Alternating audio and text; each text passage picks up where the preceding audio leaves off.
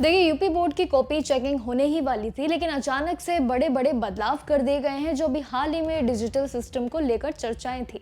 लेकिन बोर्ड जिस online organisation यानी कि इवैल्यूएशन की बात करें तो उसके लिए पायलट प्रोजेक्ट से सिस्टम बदलने की तैयारियों में था। अब उस पर परमिशन ना मिलने की वजह से फाइनली रोक लगा दी गई है पूरी तरीके से।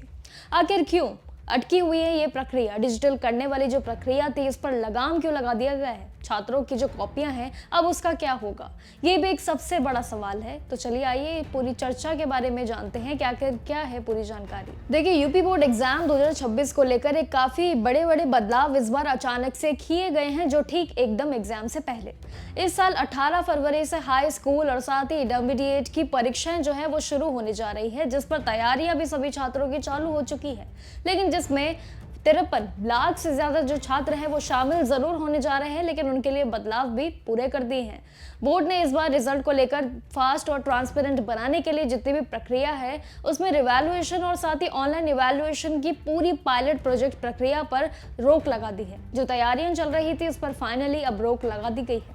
देखिए, इसका सीधा मकसद ये था कि डिजिटल मीडियम से जो कॉपियों की जांच करके रिजल्ट जल्दी डिक्लेयर करने की जो प्रक्रिया है अब इस पर लगाम लगा दिया है। लेकिन अब ये पूरी अथॉरिटीज से फाइनल परमिशन ना मिलने की वजह से भी और टेक्निकल तैयारियां जो पूरी नहीं की जा रही है उन वजह से अब डिजिटल क्रांति पर फाइनली ब्रेक लगा दिया गया है, यानी कि नियम पहले जैसे ही रहेंगे।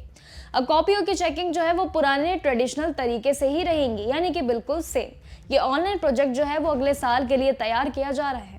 लेकिन ये अब असली जो मोड़ है वो सिक्योरिटी को लेकर भी एक बड़ा बदलाव किए जा रहे हैं, जिसमें यूपी के लिए 8000 सेट सेंटर्स बनाए जा रहे हैं, जिसमें से बता दें आपको 222 हाइपर सेंसिटिव और साथ ही 683 जो है वो सेंसिटिव कैटेगरी में रखा गया है, यानी कि अलग अलग तरीके से इस बार प्रक्रिया और प्रतिबंध रखा गया है। आगरा, मथुरा, प्रयागराज जैसे कई 18 डिस्ट्रिक्ट में कड़ी नजर रखी जाएंगी इस बार।